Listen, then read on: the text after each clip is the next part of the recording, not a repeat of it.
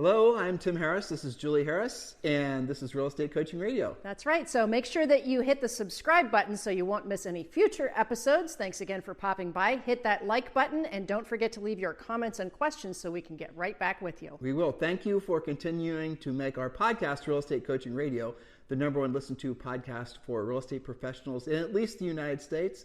And let us know what you think about this video. Leave your comments below. Thank you. Welcome back. We've got a really fun show for all of you today. It's 5 must-know facts about being a real estate agent.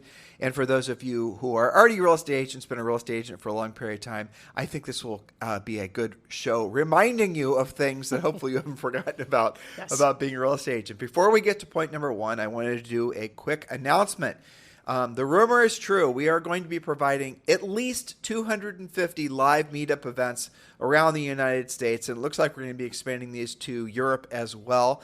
These events are hosted by podcast fans, by coaching clients, by folks that are in our EXP Revenue Share group, and they're going to be happening in a town near you. These are events you're definitely going to want to attend. The best thing about these events is they're not in hotel basements, and they're not going to be cold and stuffy with outdated carpet on the floors and horrible, uncomfortable seats. These are live meetup events that are going to be meetups in the truest sense. They're going to be taking places at maybe restaurants. In some cases, I know someone's planning one in San Francisco at a really high-end bar. Anything and everything is up to the hosts.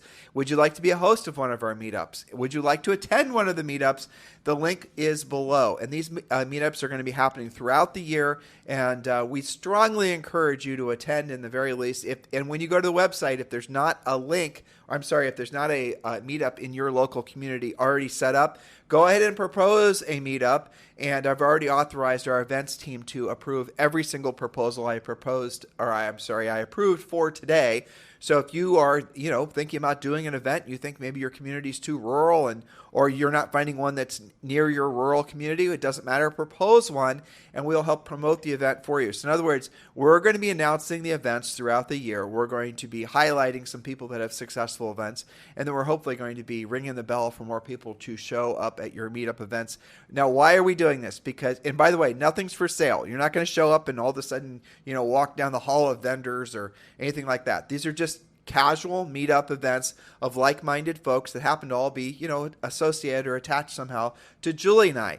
So the link to join is below. And why are we doing it? Because it's a great opportunity for, frankly, you to connect at a high level with a lot of other professionals in your community. And as Julie and I always suggest, the first thing you want to do when you're in real estate, because real estate by its very nature is cooperative, is get to know as many other real estate professionals as you can. And the thing you're going to have in common with all of them is they're all podcast listeners. So that's a great starting place. And if you're an EXP, it's also going to be a great way for you to potentially meet agents that also want to join EXP. And even if you're not, it's just a fun thing to do at a local hotspot. So yes, the link below to attend one of our live meetups, and we're doing 50 in 2 weeks. And then we're going to be doing another probably 50 or 75 the following month. Like I said, the goal is to do 250 this year. The link to attend is below, and please do RSVP at the very least. Yes, super exciting. It's such a great opportunity for you to be networking with each other and share what's going on in your lives, get to know each other better on a very personalized level. Again, these are not huge meetups. These are for you, by you, created by you, and supported by us. That's right. And yeah, Julie's heading on a high note here that we suspect that most of these groups will have maybe 25, maybe starting out, you're only going to get 10 or 15 people to show up. But then what's going to happen, it's going to build from there. And you're going to end up finding yourself heading what could be a very powerful local mastermind of real estate professionals. And we're going to help launch that for you. So do scroll down in the show description below and click the link to it. Like I said, at the very least, RSVP for your local event. If you'd like to host your already established local event, throw your name in the hat. Or if you'd like to propose a event near you in your community and you'd like to host it, well, obviously there's a way for you to do that as well. Scroll down, click the link, and let's rumble Julie Harris. All right, so today's topic, 5 must-know facts about being a real estate agent, or for some of you, about staying in real estate. So we're going to start with number 1. I have a quick story that I think you'll remember here in a second. But 5 must-know facts. Number 1, if you haven't discovered this yet, you are a 100% commissioned salesperson. This means that if you are to succeed, it is 100% up to you. If it's meant to be, it's up to me should be your number one affirmation. So decide to succeed immediately by following a proven plan, and don't believe anybody who says that you should expect to wait a year before your first check, or wait a couple years, or it's normal to be feast and famine. Your success is not dependent on market conditions, interest rates, home prices, who's president, or the weather. It's dependent on you. Now, why this as a first point? Tim, I don't know if you remember this, but way back when we got our first real estate licenses, I would never forget on a break, I was getting a Diet Coke at the machine, and this gal who was in our classes back when all the classes were live, right, in a classroom, and she was packing her stuff up, and one of her friends said, what are you doing? We've still got 2 hours of class left. She goes, I just found out that this is 100% commission. There's no, people say that they work for an XYZ brokerage, but there's no paycheck. I'm out. And that was the end of her licensing experience. Well, it's also a good first point to start with, because thinking like 100% commission, salesperson, that is definitely going to require a lot of rewiring of your brain. So I'm going to give you a real, tactical reason why. So a lot of agents are getting into the business, and everyone's telling them, really everyone who's only been in the business for a relatively short period of time, the way you get traction in real estate is to buy buyer leads. And there's a lot of that. It's been going on for a long period of time. Julie and I have never condoned buying buyer leads because, frankly, buying buyer leads is really, for the most part, an act of futility, especially when you consider that it's so easy to generate buyer leads on your own. And we teach you how to do that in the Premier Coaching Program. But here's a hint. Just do a few open houses of some, strategically picked houses, and you're going to have no problem finding buyer leads. You have buyers all around you at all times. To think you're going to pay in some cases up to 40 to 50% for a buyer lead is an act of futility. It doesn't make any sense. And I want you to do the math. So when you're getting into the business, or if you've been in the business for a long time and you're buying buyer leads, and that's just what you thought was how everyone does it, again, I'm here to tell you that isn't how everyone should be doing it. So I'm going to do some math. Let's start with the $10,000 commission. And let's say you're on an 80-20 split with your broker. Adjust accordingly. Now, you're then going to have to pay some kind of referral fee for that lead. So you've already put 20% aside for the broker, and now you're going to pay 38% if it's an Op City lead, or something like 40% if it's a lead from some of these other sources. Mm-hmm. And then you're going to have other fees on top of that. Most buyer agents that are buying buyer leads are sometimes only making basically 15% before they basically pay themselves, before they pay their taxes, before they pay for the fuel for their cars and the rest of it. They would have been better off if they divide the amount of time that they spent to close that buyer. They would have been in many cases better off just to work at Starbucks. And I'm not bagging on Starbucks. Starbucks pays $25 an hour in most markets. I'm just trying to open your eyes to the fact that you're going to have to start thinking about, how to think differently as a commissioned salesperson. You're going to have to actually value your time differently, because you're not, you can say, well, I'm getting paid for my time. You're getting paid for the people you choose to spend the time with. And if that particular lead is going to result in you making, let's say $1,500 on a $10,000 commission, you might want to think differently. You might want to think, well, I need to learn how to generate my own buyer leads, because it's not really sustainable. And I'm going to pile on a little bit on that point, because this is a really important point. Starting in about 6 months, remember we told you this, It's going to become very hairy to buy a buyer lead. The FTC has changed the rules. Julie and I talked about this, I think, 2 weeks ago on this podcast, and there's a new rule that's getting put in place that's going to put an end to most of the buying buyer lead businesses. In other words, the businesses that have been cultivating these buyer leads online and then selling them to usually 5 or 6 agents, the same lead. That's the reason the leads aren't very good, is because they're being sold to multiple agents, and those poor consumers, air quotes, are getting inundated with all these agents calling them. Well, here's what's going to happen. The FTC said that is not going to be able to happen anymore unless you disclose to the consumer that their lead's going to be sold to a bunch of different agents. And they agree to it. Well, not just they agree to it, but they have to actually agree, as the rule is written now, who they're agreeing to have the lead sold to. So I want you to imagine a consumer going to, say, for example, Zillow, and they're filling out that information because they're thinking they're contacting the listing agent. Guys, it's designed that way, but they're really contacting a buyer's agent, featured agent, whatever. Now that agent is getting that lead directly. If they're a flex agent, that lead generally is being sold directly to that agent for a referral fee of 38%, I believe. Now, in the future, very soon, it's going to have to be disclosed. If the lead is being sold to multiple agents, the agents that it's being offered to or sold to have to appear in a pull down, and then the consumer is going to have to choose who in that pull down they're having that company in particular is going to be offering their information to. Now, I want you to think about what I just said. Do you guys see how that's going to be really confusing to the consumer, and how most consumers are just going to, frankly, not do anything? That is what's going to happen. So a lot of so this is kind of like a warning, because this happened, recently. A lot of you aren't paying attention to it. Again, starting in about 6 months, the buying buyer lead business is going to very much be in flux. And this isn't nothing to do with the commission sharing lawsuits. No. All this is happening this year, going back to Julie's point number 1. Being a commission salesperson means you have to make strategic choices, and you have to be thinking about developing skills and not just hitting the easy button of buying leads. Well, here's the good news about that. When you embrace this point that, Tim, you were great at elaborating on and facting them, that this has been true all along. We've always talked about it's not good for you. It's not good for your business. It's not good for your finances. It's not good for your bottom line to be buying buyer leads. That's just a fact since the beginning of when it was invented. But now it's actually not going to be all that easy for you to do. Several things are going to happen there. One is that the consumer, the person going to whatever that website, your example was Zillow, they're going to have an option not to allow anybody to have their information. They're not going to be forced to say, I'm going to allow somebody. There's going to be a not allowed anybody as an option. Now, let's say that they really want to see that particular house.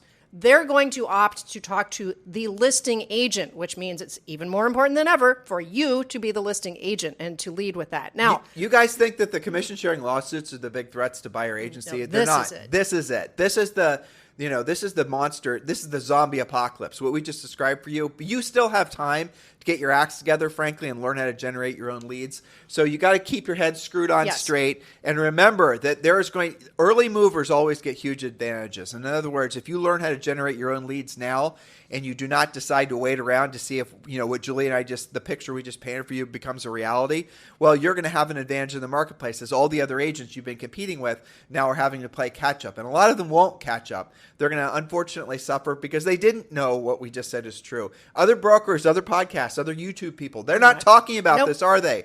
We are telling you the truth, so be prepared. Point number 2. Point number 2, you do have to follow a schedule that includes 90% of your time spent on lead generating activities like we just talked about, and 10% on everything else, not the opposite, which is the usual way.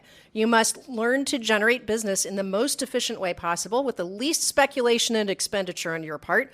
Don't spend money you don't have on leads that aren't exclusively yours.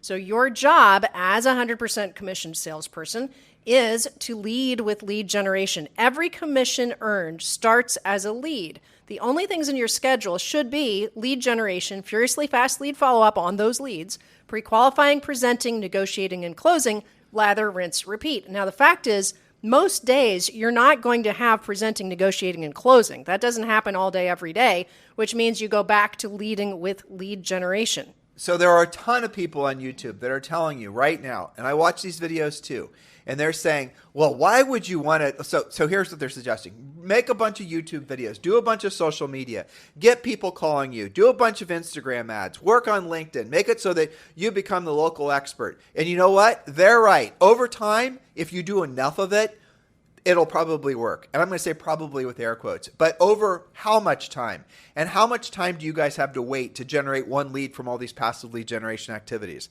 You don't. Most of you right now need a closing right now, don't you? So you have a choice.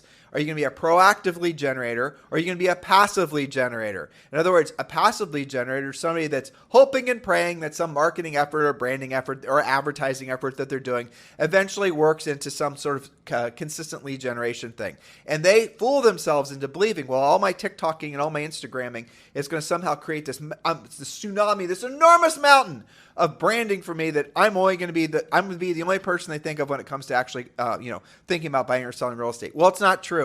When you do a post on social, that post itself is perishable. As soon as you post it up, 10 minutes later, it's gone. Effectively, consumers aren't going back and looking at your old thises and your old that's, are they? It's just a big flash in the pan, whether or not the algorithm decides to let how many people in your list actually see that particular message, whether or not that message actually resonates with them. That's the problem ultimately with marketing and branding and buying business, is that you are rolling the dice as to whether it will ever work, let alone work in essentially quick enough for you to generate the now money that all of you need. That's the reason we are always going to tell you to be a proactive lead generator first. And if you want to enhance the proactive lead generation with the passive lead generation, go for it. Proactive lead generation is actually having direct conversations with people who want to basically work with an agent about buying and selling real estate. We talk about it endlessly on this podcast, endlessly on in our Premier Coaching program, which, by the way, you guys can scroll down below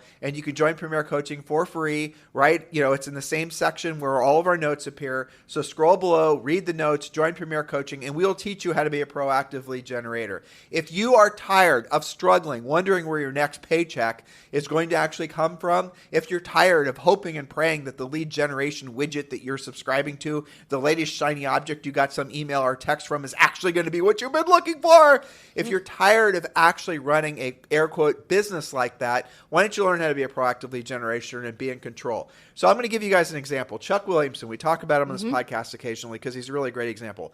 The list of eXp Realty came out, and I believe he was number 8 for total commissions earned at eXp Realty. I actually may have been number 7. Fantastic. Chuck is somebody Julie and I have coached for a long period of time. So here's the thing about Chuck.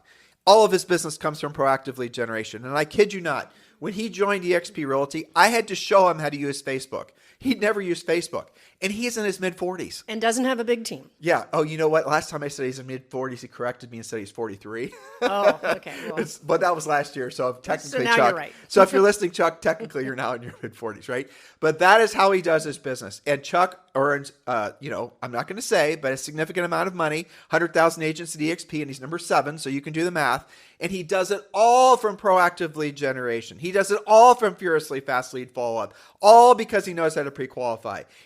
There's no special plates he's spinning. He's not running billboards or running around with a whole bunch of branded bus stop signs or, urinal cakes or some of the other things that you guys spend money on. He is being a proactive lead generator, and he's cleaning up. And I have to say, he is actually, and Chuck, you can correct me if I'm wrong, but he's having an easier time now selling real estate than he did 10 years ago, because this whole new batch of agents that have gotten the business, especially in the last 15 years, most of the, quote unquote coaches and gurus out there are telling them to buy their business, telling them to brand, to market, to all these rest of these things. Had it been 15 years ago, those same agents would have been taught, go out, be a proactive lead generator, learn how to actually present, learn sales skills, learn how to do furiously fast lead follow-up. So the agents that have come in the last, say, 10 or 15 years, they're not learning how to compete with Chuck, thus making it so he has fewer competitors. You guys get the point? You got to open your minds to the enormous opportunity that selling real estate is, especially this year. But you've got to move your mindset towards where the actual market wants you to be, which is being a proactive lead generator, which is having real meaningful conversations with folks that results in you helping someone and making a commission check. So point number 3, we're talking about 5 things to make sure that you are very well aware of as a real estate professional or staying in real estate. Number 3, focus on listings from day one. Listings generate more business. Buyers do not. There are sellers who have to sell, but no buyer ever has to buy. That is a fact in real estate that many people don't realize. And people love to argue with us about that. I know. Oh, what about the 1031 exchange? What about this? What about that? Well, they could just pay the taxes. They don't have to do that. But I mean, the market now is proof. Every buyer, there's no such thing as a buyer that has to buy, right? Nope. Julie just said it. 1031s, you could argue maybe have to buy, but they could just pay the taxes. Yep. Relocating executive. How about that? Well, yeah. I mean, they can just rent. Exactly. And a lot of companies encourage, especially in the upper end, their relo executives to rent. A buyer could just stay put. A buyer could just keep their old house. A buyer, you guys get it? Buyers never have to buy. They can always change their mind and often do. And, even if somebody wants to buy, even if they have a strong want to buy, that doesn't even mean that they're qualified to buy. We have that whole issue too. We've done entire podcasts on pre-qualifying buyers. Well, but the key word is want to versus have to, right? That's right. So want to, and the strong want to, obviously buyers buy. I'm not saying buyers don't buy. We're not anti-buyer. No, of course not. They clearly buy. But the sellers, there are sellers out there that absolutely positively have to sell their house.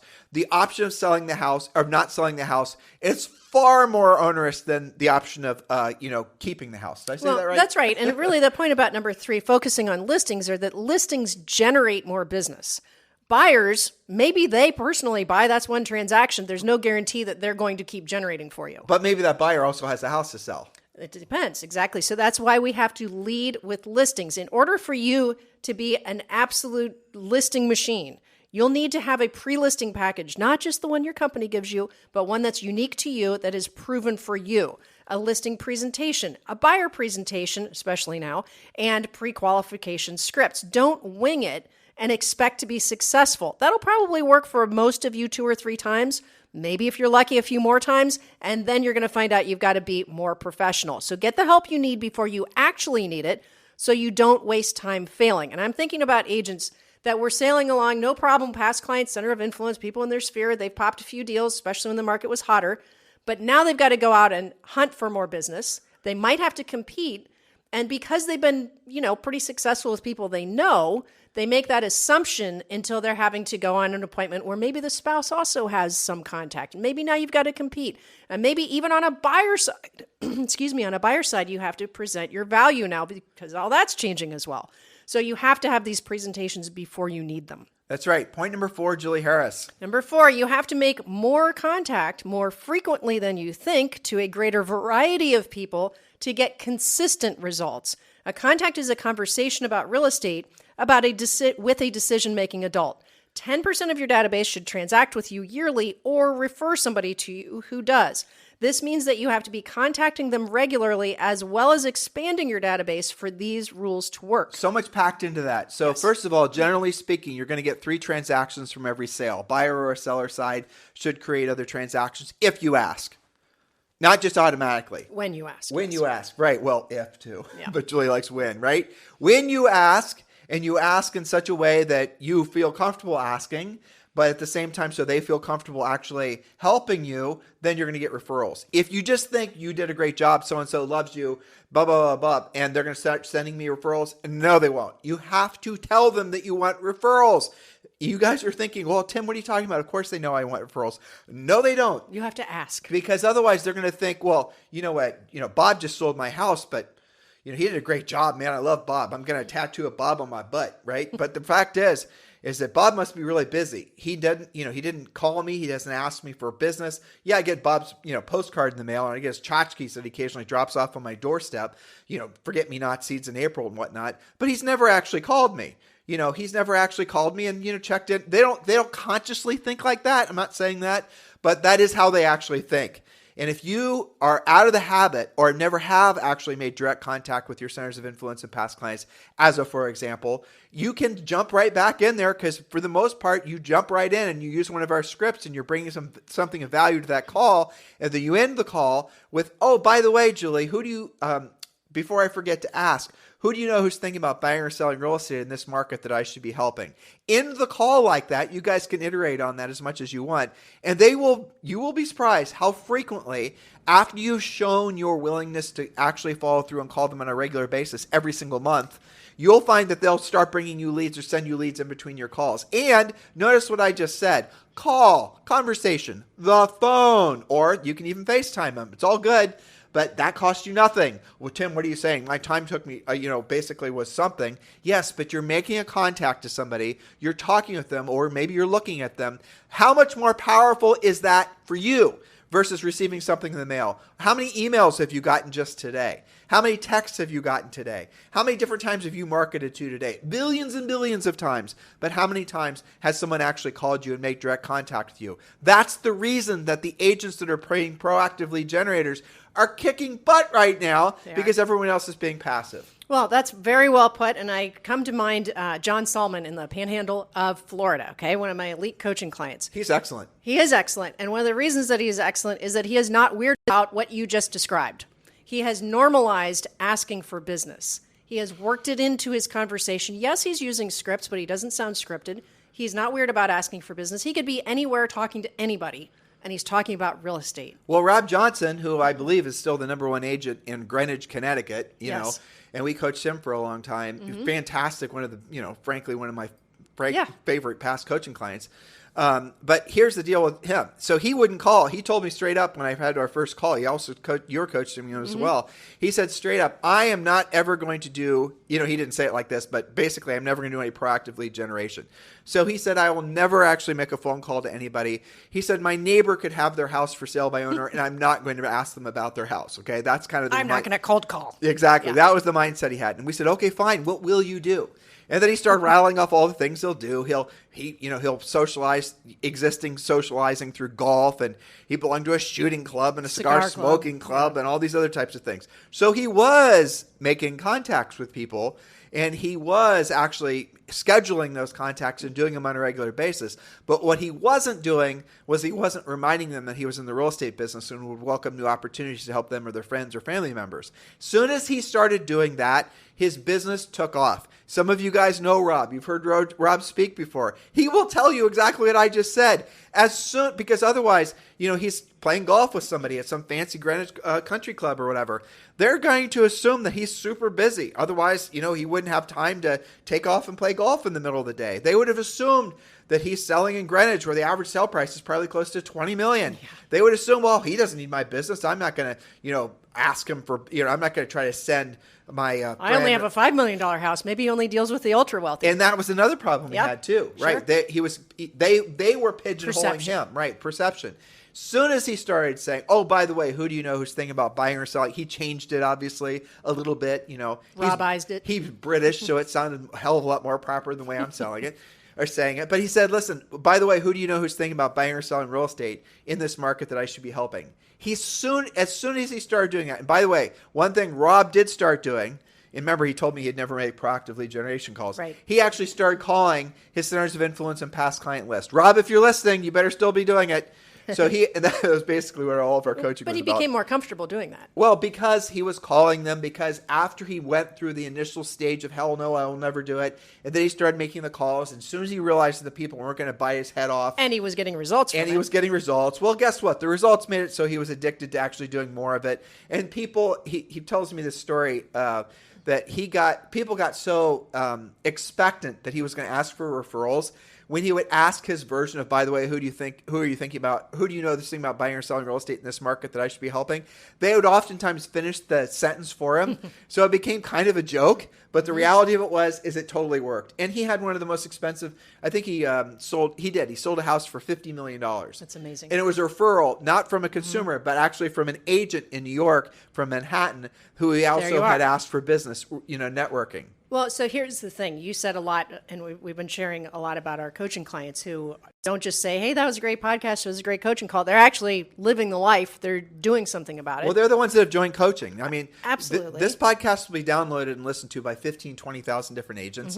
I know that not all of them are going to want to join Premier Coaching because a lot of them aren't ready, if we're just being honest. That's okay. I mean, they will be someday. They're dabblers, right? But the ones that are serious, that are ready to go to the next level, they're joining Premier Coaching, or more importantly, they're actually contacting me directly about joining Elite Coaching. And the link to do so is also down below, along with a little questionnaire that you can complete to, frankly, find out if you're qualified for Elite Coaching. That's down in the show description. Well, and so what I like about what you were using Rob as an example about this point that you have to make more contact, you have to ask for the business, is that you were showing through coaching, because he had started out with the mindset, I'm not going to make any cold calls. That's not for me. Okay? They all do. And everybody thinks that. Everyone does too. I mean, you and I used to think that. Yeah. Okay.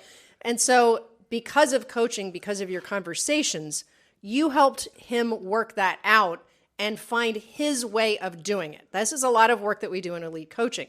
It's not that all of you, there's a script floating around that has to do with this, where you're supposed to say, hey, Tim, when do you plan on moving? Nobody's ever going to say that. That's too direct for most people. But the theme is the same.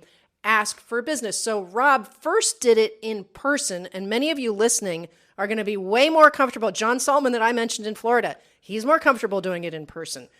You get a lot more feedback. That's okay. And then you can expand for you take the theme, personalize it, and then get your results. So Julie and I, in our early 20s, sold over 100 homes. We were the National Association of Realtors Agents of the Year in their rookie category or whatever. We sold 103 houses with our pendings.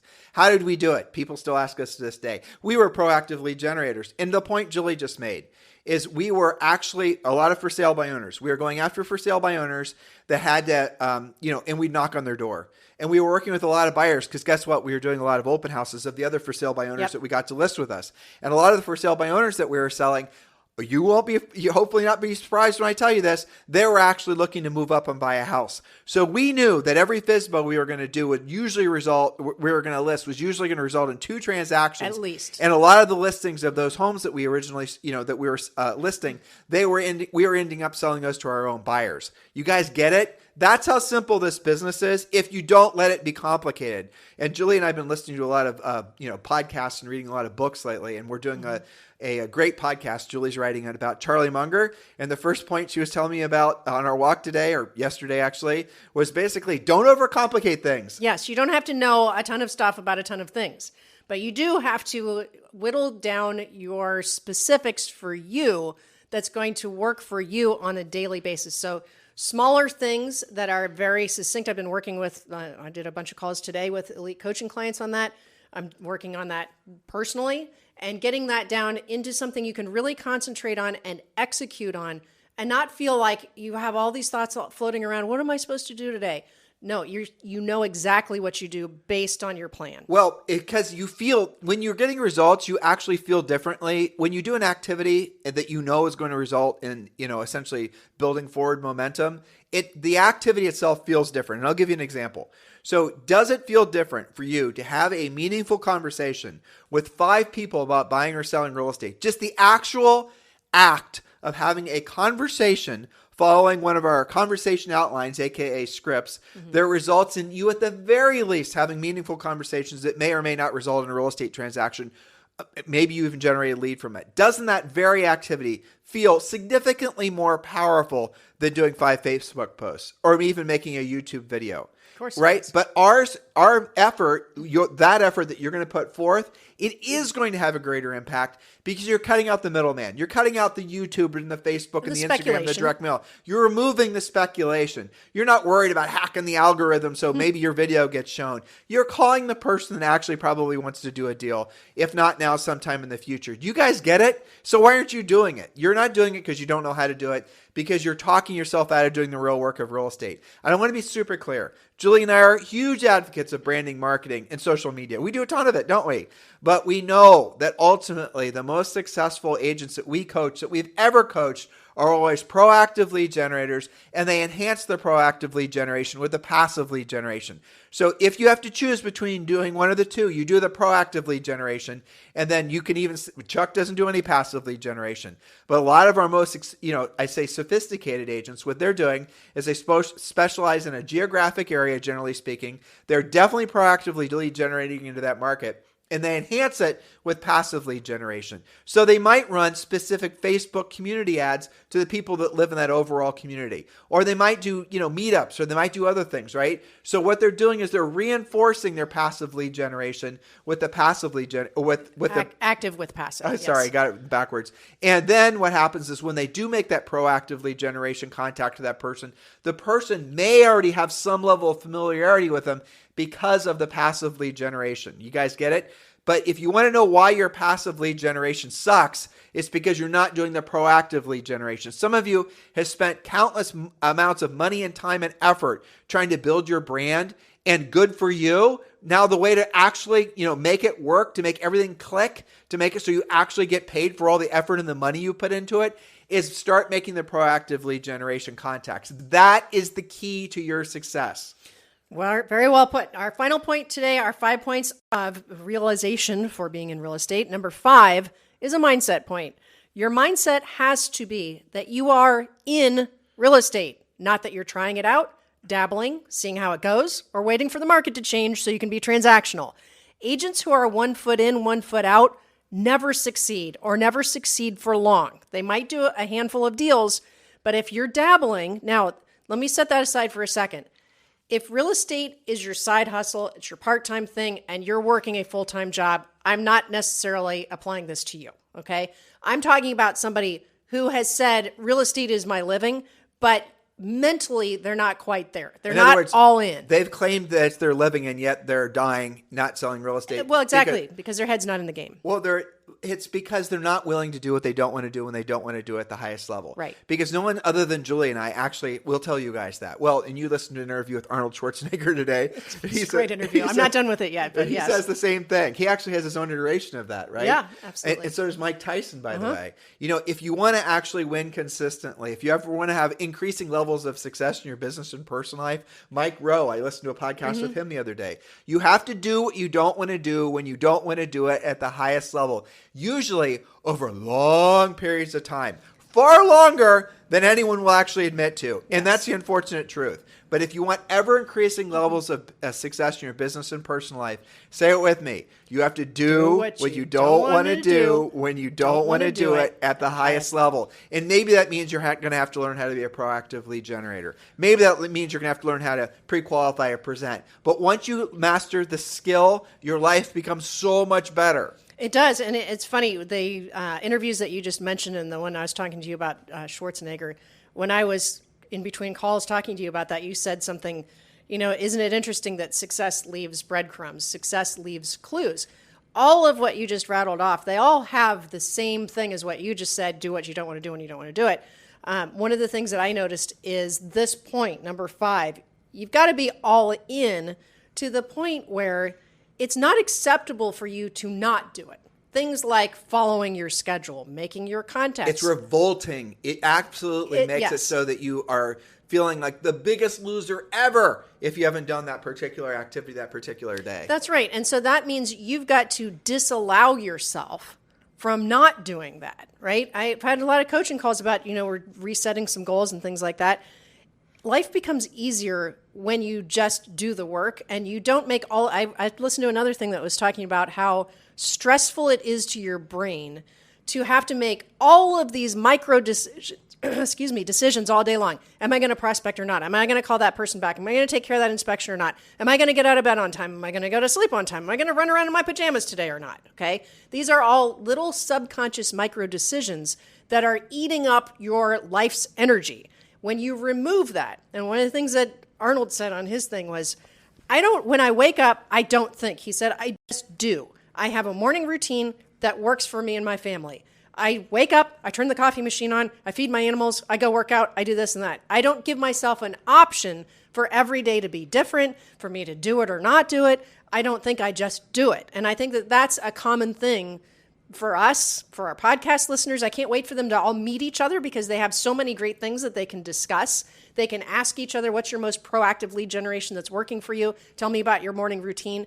If you guys are not, wanting to do that because you're not sure about content, we're giving you lots of questions to ask each other and to network with each other. At the events? And have commonality at the events, right, so that you can have that community of like-minded people around you. But I think that these points today are things that are absolute facts about real estate. These 5 points about life, but that you've got to accept them because none of what we talked about today can you change. Yeah, and really none of this is in conflict with a lot of you guys who want to have things be a little bit more mystical. I know there's a lot of, people that use words like attraction and the universe is going to deliver whatever those types of things.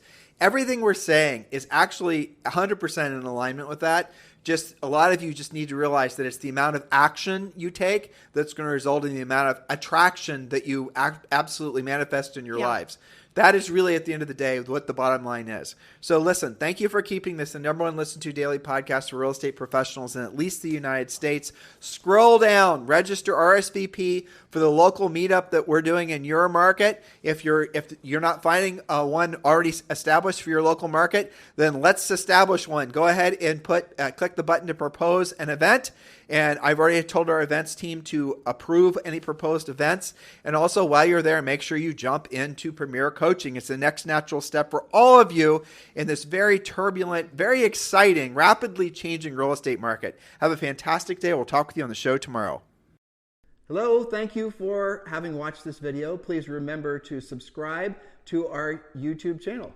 That's right. And don't forget to hit that like button, leave your comments and questions below, and we will get right back with you. Thank you for watching this video. And remember to watch the next one. You're going to love that one.